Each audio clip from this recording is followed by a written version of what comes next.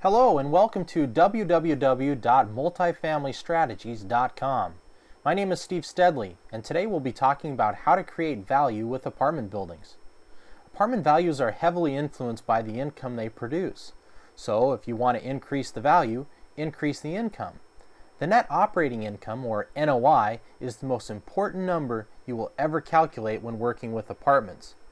NOI is calculated by annualizing the current income, less vacancy, less expense, not including debt. Theoretically, if property A produces $100,000 of NOI and an identical property across the street, property B, produces $110,000 of net operating income, then property B is worth more. So if you want to maximize the value of your property, maximize the NOI. There are certain things we can do with these three categories: income, vacancy, and expense. The first thing to understand is your exit strategy. The ideas and strategies we'll discuss in this video may or may not apply depending on how you sell the property. For example, if you elect to sell the asset via some creative financing, you might be able to press the NOI a little higher because there's no lender to qualify the asset. On the other hand, if you plan to cash out or exchange into another property and a lender is involved, there's only so much you can do. Let's look at income first. The most obvious strategy to increase NOI is to increase income. It's important to note that some income will add value and some won't. For example, though you can increase cash flow by offering residents a payday program, it doesn't mean the extra income will add value to the asset. We'll talk about the payday program and other income generators in another video. While the extra income improves cash flow, most lenders will not count this type of income for a variety of reasons. The most common form of increasing income is to increase rent. If the market supports it, increasing the rent by just $10 per unit can add significant value to the property. Another source for increased income is laundry and vending. If the laundry equipment is leased, try to terminate the agreement and buy your own equipment. The increased income can be substantial and add tens of thousands of dollars to your investment. You can also install vending machines and charge for parking or storage units. Today, many properties are billing back for utilities, and all of these strategies will increase your income and, if supported by the surrounding market, add value to your property.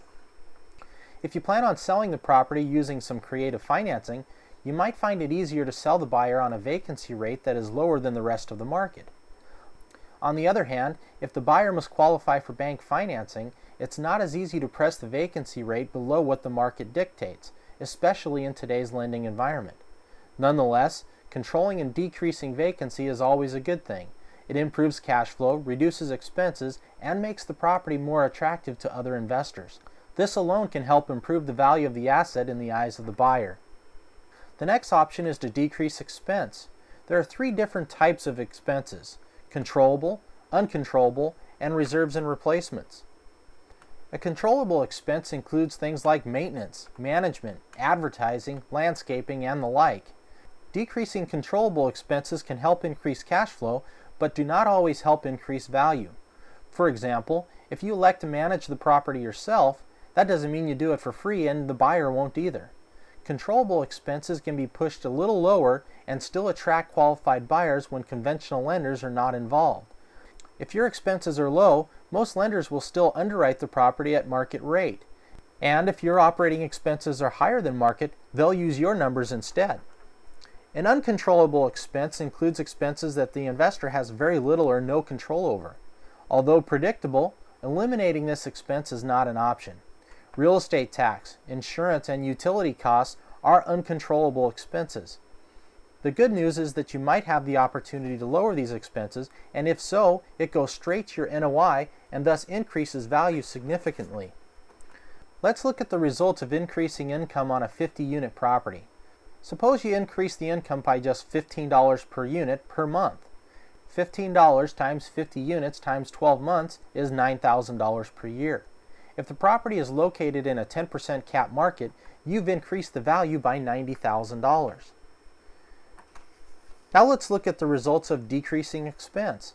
Suppose you fix water leaks, install water-saving devices, and decrease the utility cost by $3,000 per year.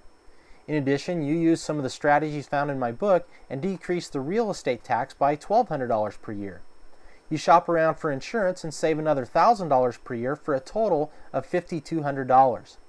In the same 10-cap market, that's an increase of $52,000 in value. The results of increasing income and decreasing expense can be substantial, and in our simple example, we increased the value by $90,000 and $52,000 for a total of $142,000 in total value increase. For more information and other great tips on buying and selling apartment buildings, go to www.multifamilystrategies.com.